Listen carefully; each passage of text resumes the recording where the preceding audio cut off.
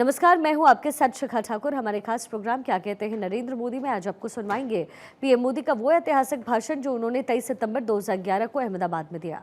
मोदी जी ने अपने भाषण में कहा कि अगर हमारा इंटीग्रेटेड अप्रोच है तो इतना बड़ा हिंदुस्तान, इतनी विविधताओं से भरा हिंदुस्तान, मुझे लगता है कि एक टूरिस्ट जब तक 50 बार नहीं आएगा तब तक भारत को समझ नहीं पाएगा। टूरिज्म सेक्टर जो है वो सिर्फ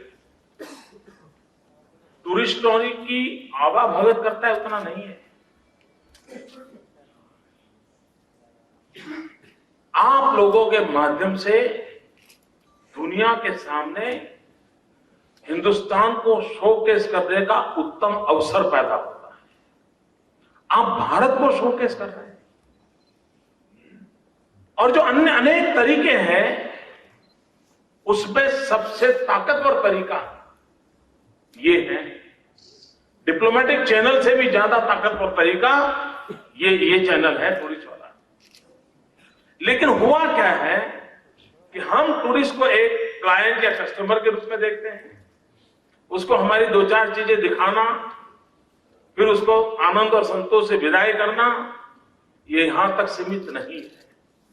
और हम लोगों ने हमारे इस सेक्टर को पूरे विश्व में भारत को शोकेस करने के एक उत्तम मकसद से इसको डेवलप करना चाहिए। एक हमारी पूरी थिंकिंग प्रोसेस का अलग लेवल बना देना चाहिए। अगर वो हम बना देते हैं तो बहुत लाभ होगा। दुनिया को पता चले कि हमारे पास क्या नहीं है। मैं अभी भी इस मत का हूं भाइयों कि दुनिया में जो अवेलेबल है उसी की चीजों को हम अपने तरीके से डेवलप करेंगे तो वो यहां क्यों आएगा? वो यहां क्यों आएगा? फिर तो उसको उससे बढ़िया यूरोप में मिलता है, उससे बढ़िया उसको यूएस में मिलता है, तो यहां क्यों आएगा? हमारी अपनी जो चीजें हैं वही उसको आकर्षित करें, इस पर हमारा बल होना चाहिए। लेकिन हम उसमें कॉम्प्रोमाइज करते हैं और वहीं पर हम हमारी पिटाई होती है। हमारे में हिम्मत होनी चाहिए भाई, आइए मेरे यहां आपको पिज्जा खाने की जरूरत नहीं है, मेरी बाजरे की रोटी की टेस्ट कर, ये है मेरा टूरिज्म, इसमें ताकत है मित्रों। लेकिन अगर वो वहां भी पिज्जा हट देखता है और यहां भी पिज्जा हट देखता तो आएगा क्यों भाई?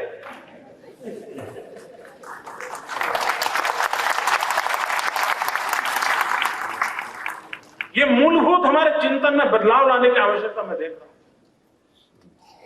हमारे पास अब जैसे मैं हिंदुस्तान के पास धौलावीरा, ये धौलावीरा सिर्फ गुजरात के पास ऐसा मानने की जरूरत नहीं है, वो भूमि गुजरात की होगी, लेकिन धौलावीरा ये हिंदुस्तान की एक ऐसी विरासत है मित्रों जिसको दुनिया को लाने के लिए हमने मजबूर करना चाहिए।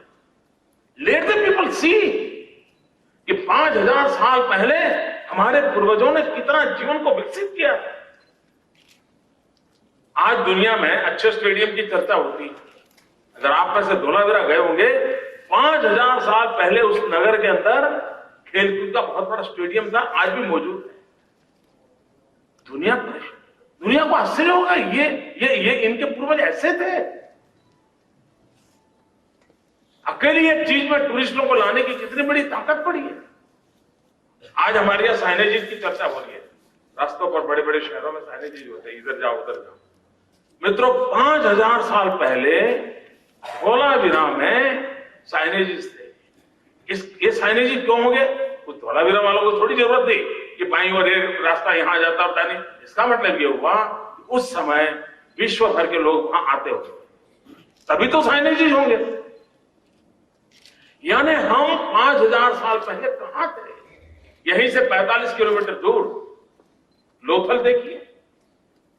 दुनिया की पूरी मरीन कल्चर को, मैरीटाइम वर्ल्ड को, उसका क्रेडल यहां पर था। हम विश्व को क्यों नहीं दिखा सकते? और इसलिए हमारे भीतर एक आत्मविश्वास होना चाहिए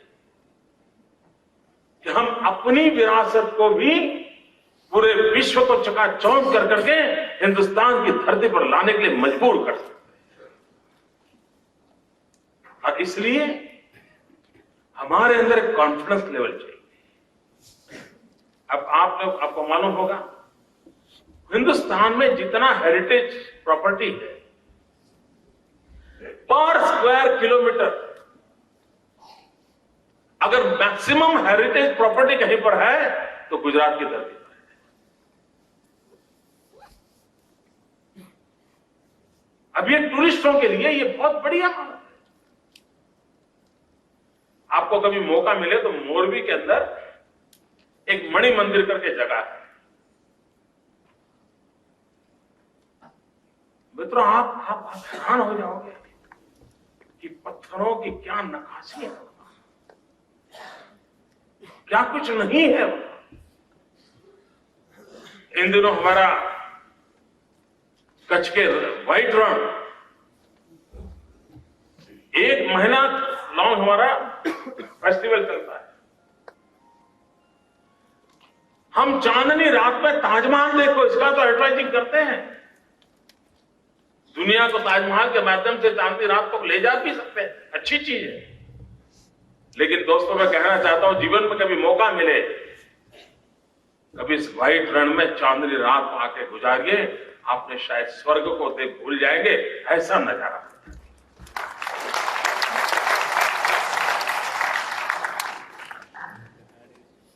सैकड़ों मील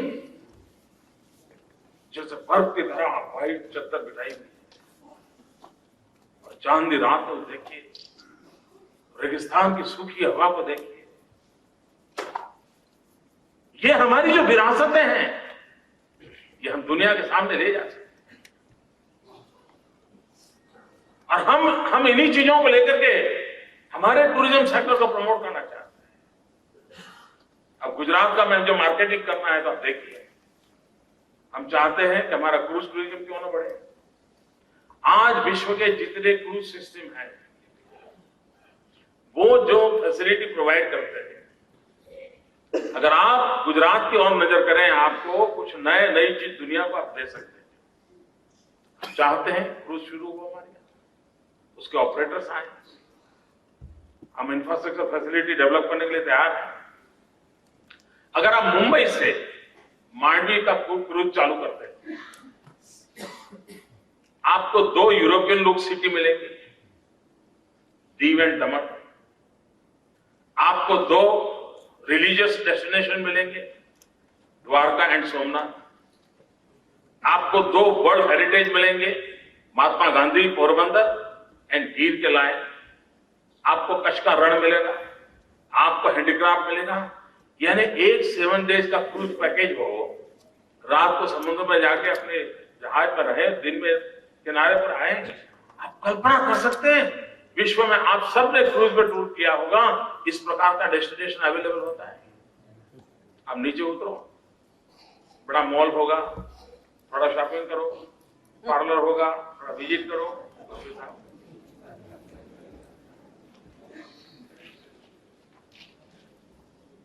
और बाकी समय आप अपने जहाज के अंदर जो भी एक्टिविटी होती है उससे अपना गुजारा कर लेते हैं। यहां इतना सारी चीजें हैं, लेकिन हम इन चीजों को प्रमोट करने के लिए एक कलेक्टिवली, ये स्टेट और सेंट्रल का झगड़ा नहीं है, कलेक्टिवली एफर्ट करें तो हम हिंदुस्तान के लिए बहुत सारे टूरिस्ट बना सकते हैं। मित्र, आप यूरोप में जाइए, सिर्फ एक शेक्सपियर का सर्किट दुनिया के लिटरेट लोगों को कितना बड़ा आकर्षित करता है। मित्रों, गांधी जैसी विश्व विभूति हमारे पास है। हम क्यों न दुनिया को गांधी की ओर आकर्षित न करें। और गांधी फिल्म जब बनी तो विश्व की युवा पीढ़ी का भी मन गांधी की ओर लग गया। मैक्सिमम लिटरेचर उस वर्ष का जो सबसे ज्यादा किताबें बिकी थी वो गांधी की बिकी उस वर्ष, मतलब एक हवा बनी थी। हम क्यों न दुनिया को दिखाएं। इतने सारी संभावनाएं पड़ी है, हमें कुछ नया करने की जरूरत नहीं मिलती। हम दुनिया को अपने पास ला सकते हैं। उसी प्रकार से हमारा टूरिज्म सेक्टर और हमारी एक्सटर्नल अफेयर्स मिनिस्ट्री, इन दोनों के बीच में एक कंबाइंड एफर्ट्स की जरूरत मुझे लगती है। जब भी एक्सटर्नल अफेयर्स मिनिस्ट्री की इंटरनेशनल कॉन्फ्रेंस जहां भी आयोजित होती हो, उसमें 1 या 2 घंटे ख्वाजा साहब जैसे लोगों को देना चाहिए, ताकि वो दिखाए कि हमारा टूरिज्म का ये विजन है और हमारी हर मिशन, हमारा हर एम्बेसी उस काम को भी वहां करे। लेकिन वहां वो अपना वीजा देने, उसके लिए उसके नियम रहते हैं, उसके दिमाग में यहाँ टूर ऑपरेटर या टूरिस्ट क्या कर रहा है वो उसमें रुकावट बनता है। लेकिन अगर हमारा इंटीग्रेटेड अप्रोच है, हम सबको लगे ये काम हमको करना है, तो मित्रों इतना बड़ा हिंदुस्तान, इतनी विविधताओं से भरा हिंदुस्तान, एक आदमी 50 बार नहीं आएगा तब तक भारत को समझ भी नहीं पाएगा।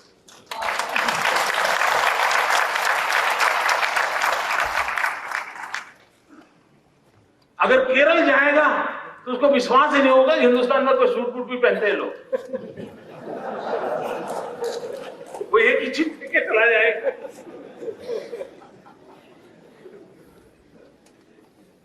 इतनी विविधताओं से भरा हुआ देश, हम क्या कुछ दुनिया को परोस नहीं सकते दोस्तों, बहुत कुछ परोस सकते। और इसलिए हमारी पूरे विजन और स्ट्रेटेजी एक आमूलचूल परिवर्तन की अपेक्षा रखती है। और हम गुजरात में जो सफलता की ओर आगे बढ़ रहे हैं, उसका कारण यह है हमने इस बदलाव को स्वीकार किया। आज आप अमेरिका में जाइए, होटल, पटेल एंड मोटेल,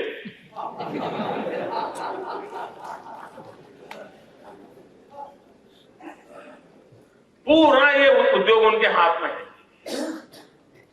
क्या भारत सरकार, स्टेट गवर्नमेंट्स एंड आपका ऑर्गेनाइजेशन सब मिलकर के उन सभी होटल वालों से मिलकर ये तय कर सकते हैं कि आपके यहां कमरे में जाते ही टीवी के स्क्रीन पर वो किसी भी चैनल पर जाएगा, उसके पहले 5 स्लाइड तो हिंदुस्तान के टूरिज्म की ही आएगी, उसके अपने कमरे में।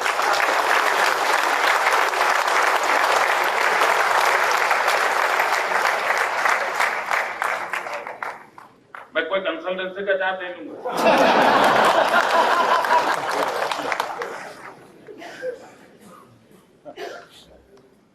अब आहोबा इतना बड़ा तगड़ा ऑर्गेनाइजेशन है जी, वहां की कोई सरकार ऐसी नहीं है कि जो आहोबा ऑर्गेनाइजेशन को निगलेक्ट कर सकती। इतना दम वाला ऑर्गेनाइजेशन है, वो सब हमारे लोग हैं। हम उनसे बात करें, उनके हर कमरे में हिंदुस्तान के टूरिज्म के संबंधित किताबों का बंच क्यों ना हो। हजारों कमरों के वो मालिक, per day millions of million people उनके यहां आते हैं, रहते हैं, ठहरते हैं, जाते हैं। हम उसको बल दे सकते हैं। हम प्रवासी भारतीय दिवस मनाते हैं। प्रवासी भारतीय दिवस में भारत के विकास की बातें होती हैं, लेकिन वहां पर आपके ऑर्गेनाइजेशन एंड प्रवासी भारतीय इस बार जयपुर में होने वाला है 7-8 जनवरी को, वहां एक पूरा टूरिज्म मार्केटिंग का व्यवस्था क्यों खड़ी ना हो, आपका ऑर्गेनाइजेशन उनके साथ क्यों ना जुड़े। तो वो लोग आने वाले हैं और हम एक मिशन, अब मैं जाता हूं, जब भी विदेश में कभी गया हूं तो हमारे भारतीय लोगों के तो साथ मिलना होता ही। वो मुझे हमेशा पूछता है कि मोदी जी हमारे लिए आपका क्या सुझाव है। हमें कभी कभी लगता है कि हवा बन गई है कि विदेश गए हुए लोग हिंदुस्तान में डॉलर इन्वेस्ट करें, पाउंड इन्वेस्ट करें और भारत के अंदर पूंजी निवेश लगाए। भाई ये हमारे देश से कोई धनी लोग वहां नहीं गए, वो भी बेचारे वहां नौकरी करते हैं। यहां हम 1 रुपया बचाते हैं, वो $1 बचाता है, इतना ही फर्क है। अब उससे हम अपेक्षा करेंगे कोई मिलियंस ऑफ डॉलर इन्वेस्ट करके हिंदुस्तान में, लेकिन एक काम वो जरूर कर सकते।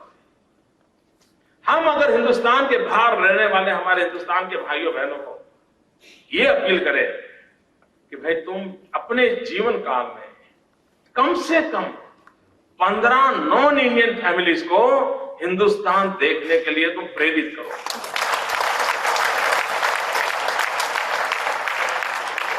ये तुम्हारी देश की बहुत बड़ी सेवा हो जाएगी।